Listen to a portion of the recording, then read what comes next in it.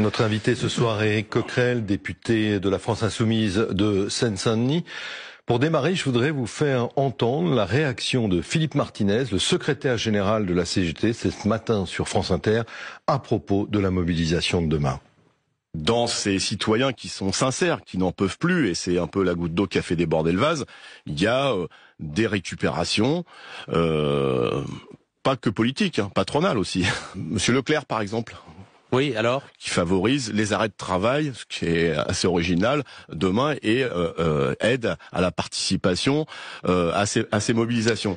Les patrons en profitent en fait contre les taxes, contre les cotisations sociales. Peut-être qu'il y a des gens qui en profitent, peut-être que... Enfin, j'ai écouté le début de l'intervention de Philippe Martinez, je l'ai pas entièrement. Vous me permettrez de faire attention à toujours réagir aux extrêmes. Enfin, je l'entends dire que au départ, c'est légitime cette colère. Bon, c'est ça qui m'importe.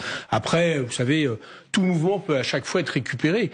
Mais la vérité, c'est qu'on a aujourd'hui une grande majorité de Français qui n'arrivent plus à boucler leur fin de mois. C'est ça la réalité. D'ailleurs, la CGT le sait bien, puisqu'ils se battent pour le pouvoir d'achat, et qu'il y a même, moi je le sais, des départements, des sections départementales de la CGT qui appellent à ce mouvement des gilets jaunes.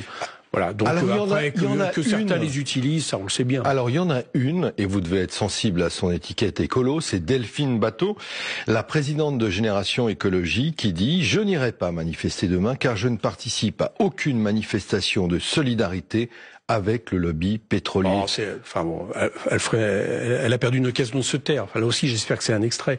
Écoutez, c'est pas supportable. Non, là c'est une citation, c'est pas un extrait. Elle a perdu une occasion de se taire. Manifestement, elle doit pas avoir les mêmes problèmes que une grande majorité de nos Français. Mais elle dit c'est tellement grave qu'il faut faire quelque chose. Mais bien sûr, mais ce qu'il faut faire dans ces cas-là, c'est taxer de manière drastique les entreprises les plus pollueuses. C'est de taxer, par exemple, les avions qui utilisent le kérosène. C'est de faire en sorte que on permette aux Français à nouveau d'avoir un pouvoir d'achat digne, c'est-à-dire que l'argent aille vers les salaires, que l'argent aille vers le travail, et peut-être qu'à partir de là, eh bien, les gens verraient de manière différente des taxations sur le pétrole. Mais là, c'est les deux choses à la fois.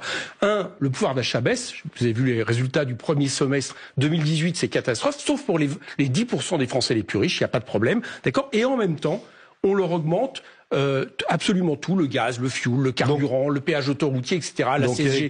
Donc comment voulez-vous qu'à un moment donné ça soit supportable? C'est insupportable de culpabiliser au nom de l'écologie les Français qui n'y arrivent plus. Et je vais vous dire une chose, c'est d'autant plus insupportable, c'est que la politique du gouvernement n'a rien d'écologique. Elle est injuste socialement et elle n'est pas écologique. Si elle était écologique, on mettrait des milliards dans l'isolation thermique, on mettrait des milliards dans la transition énergétique, d'accord? Et on ne regarderait pas seulement les déficits budgétaires imposés par Bruxelles. Là, on pourrait parler de choses, mais c'est pas ce que fait ce gouvernement.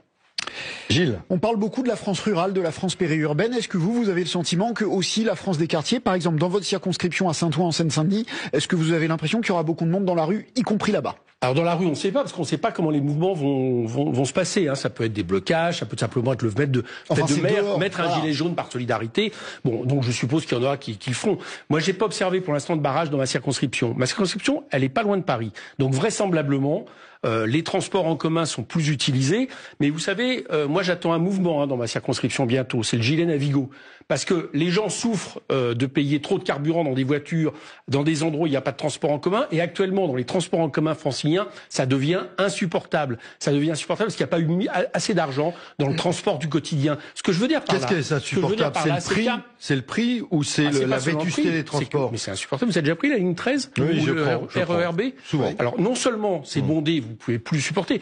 La ligne 13, ils ont inventé un truc pour essayer d'améliorer les choses. Ils vont supprimer les strapontins. Bientôt, ils vont supprimer aussi les sièges. Bon, mais en plus de ça, les arrêts sont sans arrêt, fréquents. On peut pas prendre, on est obligé d'attendre 2-3 rames avant de pouvoir prendre son métro. Ce que je veux dire par là, c'est que l'argent n'a pas été du côté justement du transport collectif, pour permettre la mobilité. On a supprimé le fret ferroviaire, on a supprimé les petites gares. On oblige les Français à rouler en voiture, et après, on s'étonne qu'ils ne supportent pas l'augmentation du prix du pétrole. Tout ça, attendez, laissez-moi finir, tout ça au bénéfice, et c'est vrai avec ce gouvernement encore plus, des gilets dorés. Les gilets dorés, c'est ceux qui bénéficient de cette politique.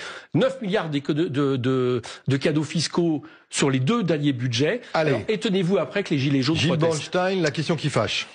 Est-ce que vous irez défiler demain? Et si oui, est-ce que ça vous dérange pas de défiler à côté des membres du Rassemblement national? On a parlé des patrons tout à l'heure, mais il y aura aussi et surtout le Rassemblement national dans la rue. Mais vous savez, je vais vous dire une chose. Non, il y a sûrement des électeurs du Rassemblement national qui sont pas là. Que des électeurs. Non, mais il y a sûrement des électeurs du Rassemblement national. Moi, ce qui m'intéresse, c'est un mouvement citoyen, et je juge que les bases sur lesquelles ils protestent, ils ont raison. Maintenant, quand il y a une grève de salariés, est-ce que vous pensez que dans les grèves de salariés que je soutiens, il n'y a pas des électeurs du Front National? Bien sûr que si, mais je ne vais pas leur demander la carte d'électeur. Je regarde quel est l'objectif qui pousse. Il est rare que le Rassemblement national appelle aux grèves. Donc là, comme il a oublié d'être bête et qu'il est sur un terrain où il a l'impression qu'il va être un peu plus entendu, parce qu'il n'est pas sur le terrain syndical, il tape les syndicats en permanence. Bon, il appelle, mais ça serait si les fachos étaient bêtes, on aurait moins de problèmes, il serait moins haut. Donc c'est pas le cas. Mais vous savez, je vais vous répondre une chose, c'est que j'ai bien entendu cette petite musique. Le gouvernement nous la sort sans arrêt. Et moi, je me demande à quel niveau, en réalité, le gouvernement n'aimerait pas finalement se contenter d'un soutien du Front National. Comme ça, on pourrait dire que c'est des fâchés, mais fachos, et qu'on pourrait appeler à la démocratie, à la bienséance, à la bataille de l'écologie. Vous voulez dire que le gouvernement des manants qui seraient tous en réalité d'extrême droite. Mais c'est pas le cas. Donc voilà. Et à mon avis, c'est ça. En fait, c'est finalement le même intérêt. Le Front National et le gouvernement ont le même intérêt à laisser penser qu'en réalité, ceux qui protestent sont des gens qui adhèrent aux idées d'extrême droite. Ça facilite les deux. Mais c'est pas le cas. Voilà. Les Gilets jaunes n'arrêtent pas de dire que c'est pas un mouvement politique. Ils ont raison. Ben non, là vous en faites un mouvement politique. Non, pas du tout. Vous n'avez pas arrêté de dire il faut lutter contre la politique de Macron. Moi j'ai bien entendu ce qu'ils disent. Ils ne veulent pas de récupération politique. Ils ne veulent pas que des mouvements s'approprient demain le nombre de gens qui sera dans la rue. Et nous on ne va pas s'approprier le nombre de gens qui sera dans la rue. Simplement, à partir du moment où on s'inscrit dans un changement de transformation, eh bien nous disons ce mouvement nous soutenons exactement comme nous faisons avec les grèves. C'est pas en faire un mouvement politique, c'est soutenir, c'est jouer notre rôle d'élu, de soutenir ceux qui aujourd'hui ne sont pas d'accord avec cette politique. Merci Éric Coquerel. On se retrouve lundi pour un nouveau 19-20 Je vais pas parler d'épinay et de on se retrouve nationale. Et ça sera avec Christelle Dubos, la nouvelle secrétaire d'État à la famille. Merci Gilles.